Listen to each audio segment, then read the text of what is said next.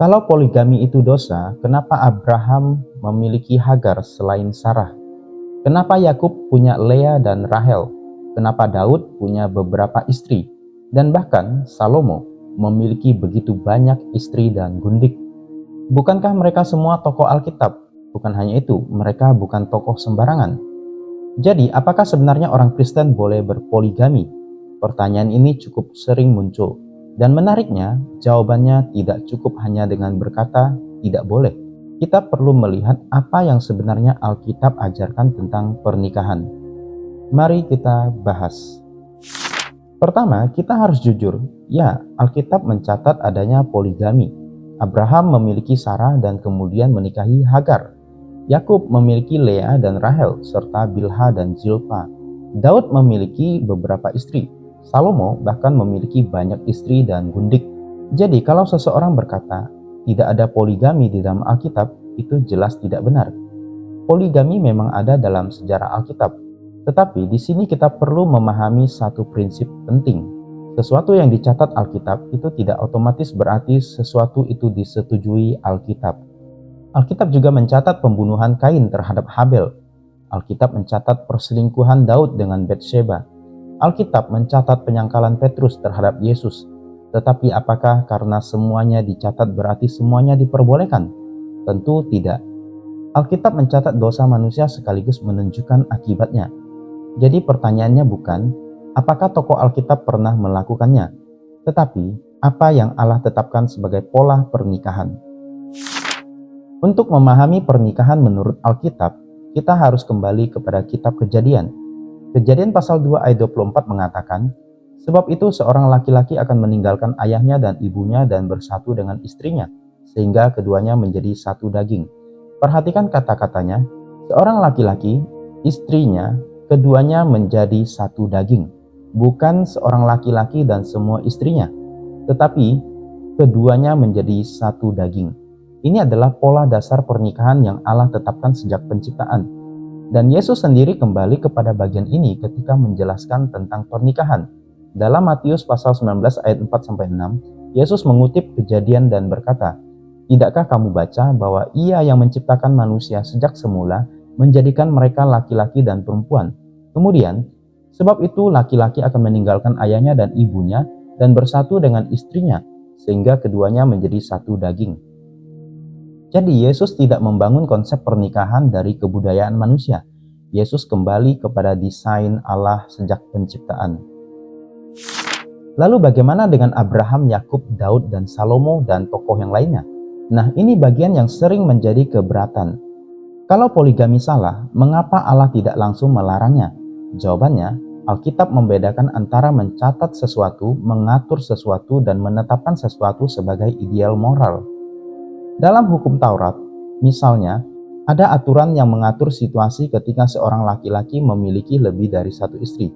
Ulangan pasal 21 ayat 15-17 membahas hak waris anak dari seorang laki-laki yang memiliki dua istri.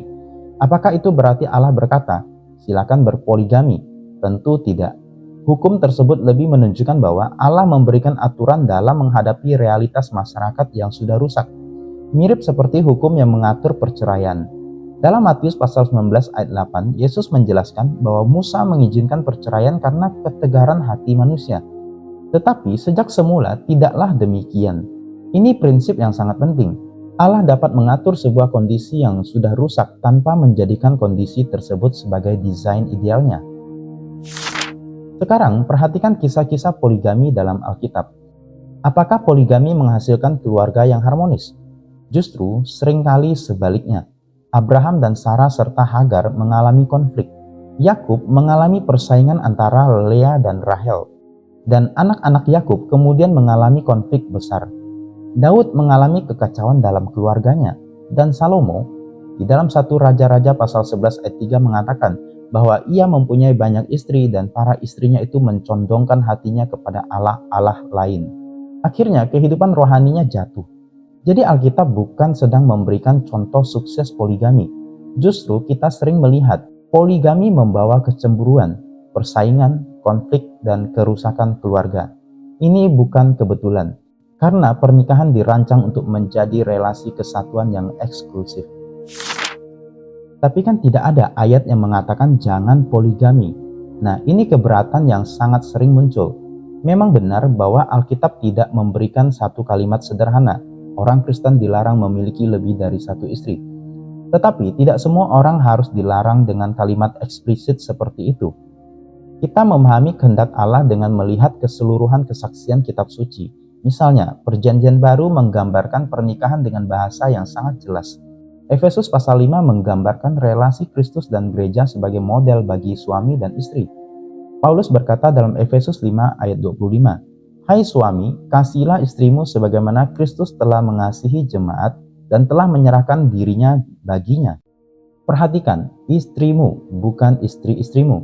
Kemudian dalam 1 Timotius pasal 3 ayat 2, seorang penilik jemaat haruslah suami dari satu istri.